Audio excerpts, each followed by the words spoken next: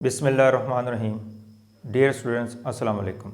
Welcome to math clinic.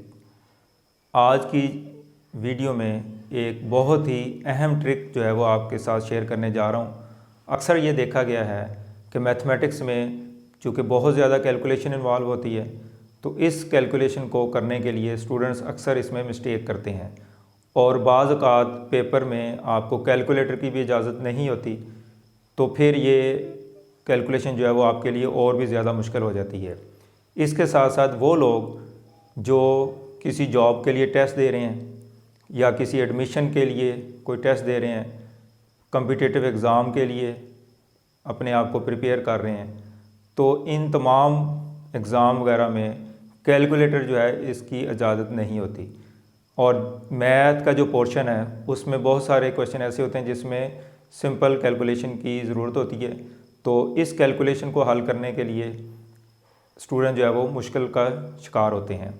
तो आज की जो मेरी ट्रिक है मल्टीप्लिकेशन के बारे में है, और यकीनन ये ट्रिक जो है वो आपको आम एकेडमिक साइड पे आपके जो मैथ के जो स्टूडेंट्स हैं उनके लिए भी, और कॉम्पिटिटिव एग्ज़ाम अगर आप दे रहे हैं तो वहाँ पे भी ये भरपूर तरीके से आपको हेल्पफुल होगी। तो आप मेरे साथ रहिएगा। तो इस वीडियो में हम देखेंगे कि मल्टीप्लिकेशन जो है वो इसको बग़ैर कैलकुलेटर के और आसानी से और बहुत ही जल्दी से आप कैसे हल कर सकते हैं। तो चलते हैं वीडियो के अगले हिस्से की तरफ, जिसमें हम मल्टीप्लिकेशन की जो ट्रिक है उसको डिस्कस करेंगे। तो इस ट्रिक को जानने से पहले थोड़ा सा आपको मल्टीप्लिकेशन के बारे में मैं आगाह करता चलूँ कि मल्टीप्लिकेशन बेसिकली रिपीटेड एडिशन का नाम है कि मल्टीप्लिकेशन होती क्या है। तो इसको जानने के लिए आप एक छोटा सा कंसेप्ट पहले मैं आपको क्लियर कर दूं और फिर हम इस ट्रिक की तरफ चलते हैं। तो अब देखें कि मल्टीप्लिकेशन असल में होती क्या है। इसकी मीनिंग जो है वो है रिपीटेड एडिशन, कि इसमें असल में बार बार एडिशन का नाम जो है उसको हम मल्टीप्लिकेशन का नाम देते हैं।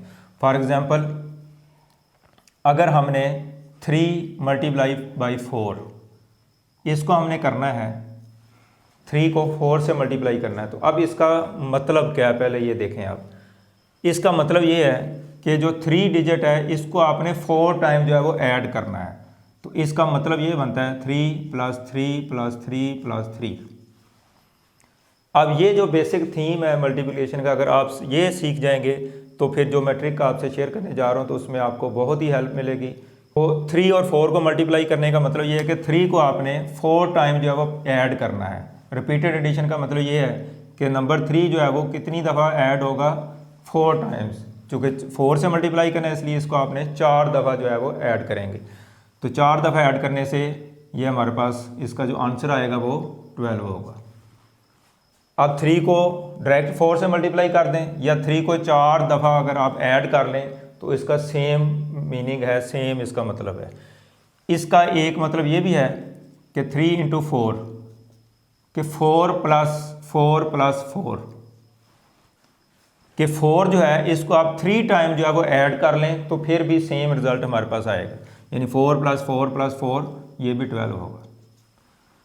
अब देखें कि जो मल्टीप्लिकेशन का जो मेन थीम है वो मैंने आपको क्लियर कर दिया है कि बेसिकली मल्टीप्लिकेशन में हम क्या करते हैं, उस नंबर को जिससे मल्टीप्लाई करना हो तो उतने टाइम हम उसको ऐड करते हैं, उसका सम निकालते हैं। तो इसमें 3 को 4 से मल्टीप्लाई करना है तो 3 को हमने 4 टाइम जो है वो ऐड कर दिया है। इसी तरह 3 को 4 से मल्टीप्लाई करने का एक मतलब ये भी है कि 4 को आप 3 टाइम जो है वो ऐड कर लें तो फिर दोनों सूरतों में आंसर जो है वो सेम 12 आता है। तो ये था इसका बेसिक थीम मल्टीप्लिकेशन का। अब हम इस थीम को सामने रखते हुए जो आपको मैं ट्रिक बताने लगा हूँ ये आपको बहुत आसानी से समझ आ जाएगी। तो चलते हैं आप कुछ एग्जांपल की तरफ, जिससे मैं आपको जो ट्रिक सिखाना चाहता हूँ वो आप कैसे उसको सीख सकते हैं। तो ये एग्जांपल की मदद से जो है वो क्लियर हो जाएगा आपको। अब फर्स्ट एग्जांपल जो हम लेते हैं 25 मल्टीप्लाई बाई 27। अब हमने इन दो नंबर्स को जो है वो मल्टीप्लाई करना है। तो अब देखें कि कैसे आपको मैं एक ट्रिक बताने लगा तो किस तरीके से आप इसको आसानी से जो है वो मल्टीप्लाई कर सकते हैं। तो 25 मल्टीप्लाई, अब ये जो 27 है इसको आप ब्रेकअप करेंगे इसका, तो इसको हम 25 + 2 लिख सकते हैं। यानी 27 जो है इसको हम दो पार्ट में जो है वो डिवाइड कर देते हैं। 25 + 2 इसको सम करेंगे तो 27 ही आएगा। अब इस ट्रिक में आपने क्या करना है कि 25 को 25 से मल्टीप्लाई करें तो 625 होगा, और अब 25 को आपने 2 टाइम जो है वो मल्टीप्लाई करना है, 2 से मल्टीप्लाई करना है। तो इसका मतलब जो अभी मैंने आपको कंसेप्ट दिया था कि 25 को आपने 2 से मल्टीप्लाई करना है, तो इसका मीनिंग ये है कि 25 को आपने 2 दफ़ा प्लस करना है। तो 25 + 25 जो है वो 50 हो जाएगा। यानी 25 को 25 से मल्टीप्लाई किया 620, और फिर 25 को जब 2 से मल्टीप्लाई करना है तो इसका आपने डबल कर देना, यानी 2 दफ़ा 25 को प्लस करना, जैसे मैंने पिछली एग्जांपल आपको दी है। तो ये 50 आ जाएगा। अब इसको अगर हम प्लस करें तो 675 इसका आंसर होगा। अब देखें कि कैसे हमने आसानी से इसको ब्रेकअप किया है इसका 27 का, और इसको मल्टीप्लाई करते हुए हमारे लिए कितनी आसानी पैदा हो गई है। अब एक और एग्जांपल जो है वो आपके साथ मैं शेयर करने जा रहा हूँ। 25 × 24।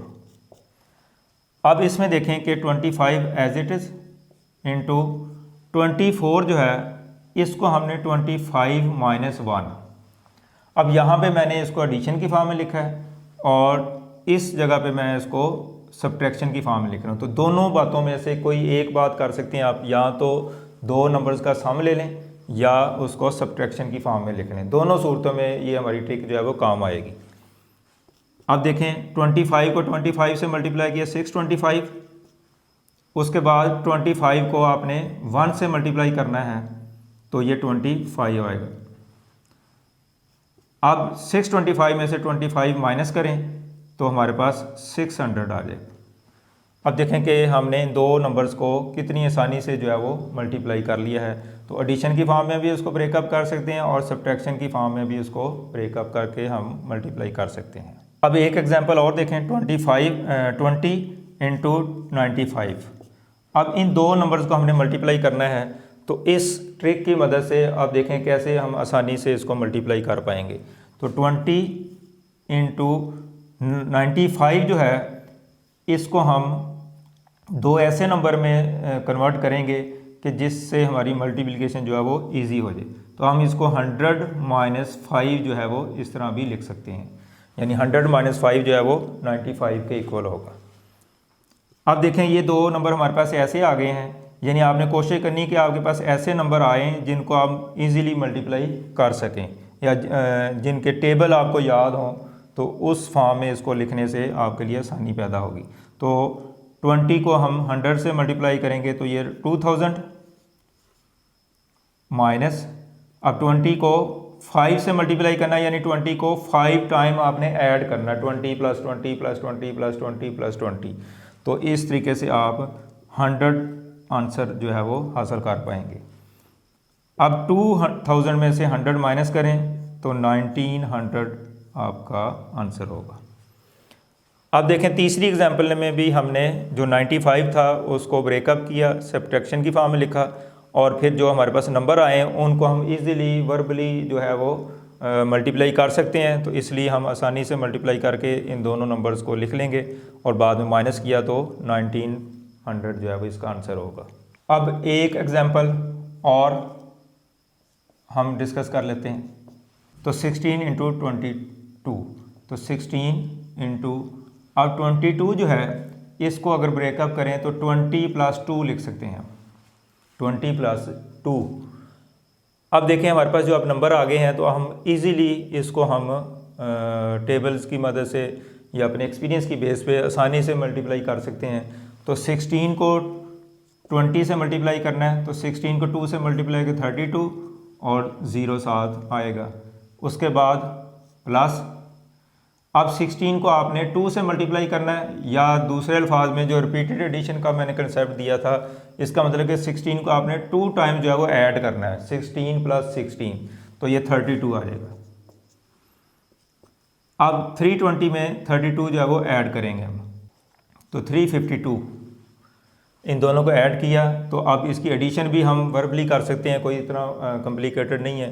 तो आसानी से हमने इसको ऐड किया। तो अब 16 इंटू 22 को अगर हम मल्टीप्लाई करते हैं आपस में तो ये इसका आंसर होगा। तो डायरेक्ट मल्टीप्लिकेशन की बजाय इस फॉर्मेट में हमने इसको कन्वर्ट किया है, तो देखें आपने कितनी आसानी से जो है वो इसका आंसर निकाल लिया है। इस तरीके से ये आपको मैंने सिंपल एग्जांपल दे के समझाया है। तो आप किसी भी टाइप की जो मल्टीप्लिकेशन है कोई भी नंबर लेके इसको कर सकते हैं, और उम्मीद है कि आज का जो कंसेप्ट है मल्टीप्लिकेशन के हवाले से वो आपके लिए बहुत हेल्पफुल होगा। अब मल्टीप्लिकेशन की इस ट्रिक को सीखने के बाद उम्मीद करता हूँ कि आप इस तरह का कोई भी क्वेश्चन आ जाए पेपर में तो आप without calculator, without manual multiplication जो है वो आप आसानी से इस ट्रिक को यूज़ करके उस क्वेश्चन को सॉल्व कर सकते हैं। अब एक असाइनमेंट के तौर पर मैंने क्वेश्चन आपके सामने लिख दिया है, तो उम्मीद करता हूँ कि इसी ट्रिक को मद्देनज़र रखते हुए आप इसको सॉल्व करने में आसानी महसूस करेंगे, और इसका जो भी आंसर आए वो आपने कमेंट सेक्शन में मुझे उसका रिप्लाई करना है। और अगर आज का ट्रिक जो है वो आपको पसंद आया हो तो इसको ज़रूर अपने दोस्तों के साथ भी शेयर करें कि ज़्यादा से ज़्यादा लोगों तक, ज़्यादा से ज़्यादा स्टूडेंट तक ये इन्फॉर्मेशन पहुंच सके और वो पेपर्स में इससे फ़ायदा उठा सकें।